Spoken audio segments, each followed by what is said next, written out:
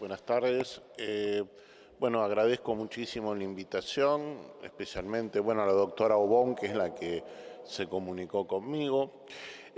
Bueno, como se dijo en la presentación, yo soy integrante de la Asociación por los Derechos Civiles, ADC, y quería relatar brevemente cuál fue nuestra intervención en el proceso de propuestas para designar a dos candidatos varones a la Corte Suprema.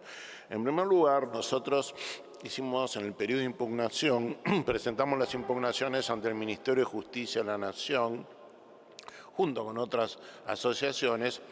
Uno de los argumentos es, por supuesto, ya ha sido mencionado por la doctora Obón cuando presentó el proyecto de ley, también lo dijo la doctora Shapiro, el artículo 7 de la Convención para eliminar toda forma de discriminación contra la mujer. Citamos también el decreto 222 del 2003 que establece el equilibrio de género en la integración de la Corte Suprema. Y esto es muy importante porque algunos pueden decir, bueno, si esto lo dictó el Poder Ejecutivo lo puede desconocer. Pero en realidad hay una doctrina de la Corte Suprema que dice el que dicta una norma general no la puede desconocer en los casos particulares. Este es un fallo de la Corte Suprema, en un caso que se llama Promenade, donde está diciendo que si alguien dicta una norma general, después no puede dictar un acto administrativo particular desconociendo esa norma general. Y este acto administrativo particular es precisamente la propuesta de dos candidatos a la Corte Suprema. ¿Cuál fue la respuesta del Poder Ejecutivo, no solo a nosotros, sino a todo este tipo de impugnaciones? Bueno, el decreto dice hay que nombrar mujeres siempre que sea posible. Punto. Es decir, parece que acá no era posible. Por supuesto, nunca dio ningún fundamento el Poder Ejecutivo de la imposibilidad de designar mujeres en la Corte Suprema, lo cual constituye una nueva causal de nulidad, porque es un acto administrativo nulo, porque no tiene ningún tipo de motivación. Esto está, por supuesto, previsto en la Ley de Procedimiento Administrativo y también, por supuesto, en la jurisprudencia de la Corte Suprema. Así que la respuesta que dio el Poder Ejecutivo a las impugnaciones es totalmente insuficiente, podríamos decir, no solo ilegal, sino inconstitucional.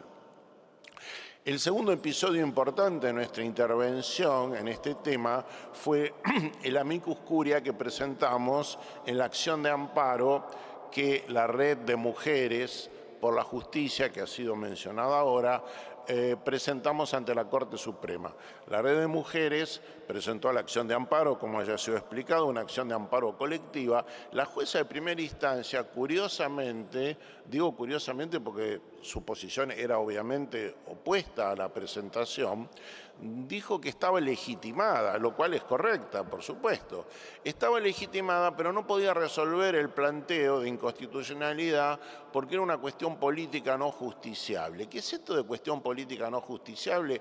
Es, utilizando cierto término familiar, un cajón desastre. Es una doctrina inventada por la Corte norteamericana y que ha sido usada por la Corte argentina para no meterse en temas medio picantes. Si no nos queremos pelear ni con el presidente ni con el Congreso, por lo tanto en estos temas no nos metemos.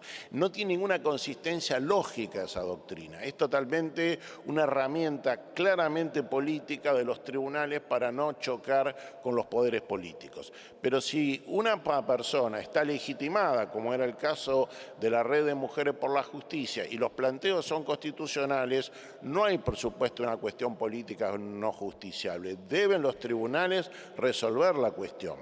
Y esta doctrina, que era muy común hasta el año 83, la Corte la fue abandonando a partir de la vuelta a la democracia.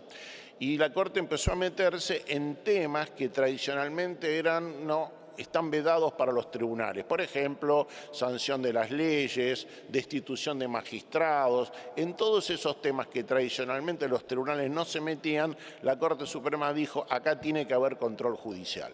Esta doctrina volvió a renacer en forma muy extraña en un caso muy reciente, Fernández de Kirchner, donde la Corte volvió a sacar del cajón de naftalina esta doctrina y dijo no nos podemos meter con la cuestión de si el Senado puede sesionar de manera virtual o no. Por supuesto que puede sesionar en manera virtual. Debió haber dicho, sí, puede sesionar en manera virtual, no decir, no nos podemos meter en este tema. Y por suerte, en un caso posterior, que se llama el caso Juez, que aquí debe ser conocido en esta casa, la Corte Suprema volvió a su antigua doctrina, es decir, la que inauguró a partir de 1983, de decir, estas cuestiones sí son justiciables. Los actos del Consejo de la Magistratura son justiciables, los temas de juicio político son justiciables y las sanciones de leyes son justiciables. ¿Y qué podemos decir de lo que se está discutiendo ahora ante la Corte Suprema? Y claro que es justiciable. ¿Por qué? Tenemos un típico caso de desconocimiento del decreto dictado por el Poder Ejecutivo. Tenemos una violación del mandato que tienen los poderes políticos de establecer equilibrio de género en la integración de la Corte Suprema. No es simplemente una sugerencia, un consejo, es un mandato, como dijo la doctora Shapiro. Y tiene que ver además con la integración de la Corte Suprema de la Nación, que la Corte Suprema de la Nación es, como dijo ella misma hace muchos años, en el siglo XIX, la representante de la soberanía de la misma manera que el presidente y el Congreso. Por lo tanto, sería claramente muy grave que la Corte Suprema, que tiene 5 miembros, estuviera integrada por 5 hombres. Ahora, se ha dicho, se menciona, y esto es también por noticias periodísticas, que hay una idea, bueno, ampliemos el número de jueces a la Corte, aceptemos la propuesta de los hombres que tiene el Poder Ejecutivo y después ponemos mujeres. Eso para mí, ampliar la Corte para que puedan ingresar mujeres, pero al mismo tiempo dejando los 2 hombres propuestos por el Poder Ejecutivo, es devaluar la presencia de las mujeres en la Corte. Tiene que haber 2 mujeres en la Corte de 5.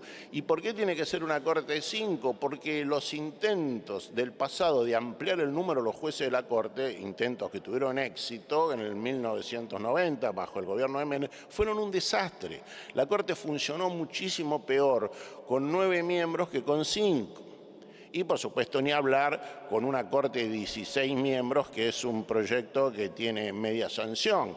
Es decir, el problema es, todos los intentos de ampliar el número de jueces de la Corte tienen como finalidad lograr la modificación de las decisiones de la Corte Suprema, y eso es, por supuesto, destruir el Estado de Derecho en la República Argentina.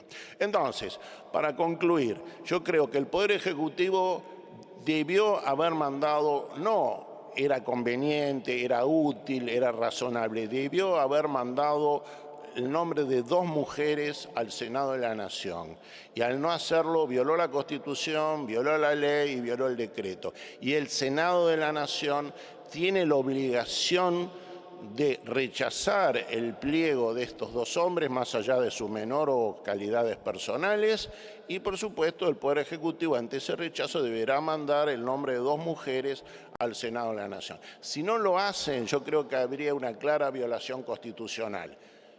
Si ocurriera eso, sería la función de la Corte Suprema de la Nación resolver que así ha ocurrido. ¿Lo va a hacer la Corte Suprema de la Nación? No lo sé, nadie lo sabe. Muchas gracias, eso es todo. Muchísimas gracias, doctor. ¿Tenemos alguna consulta?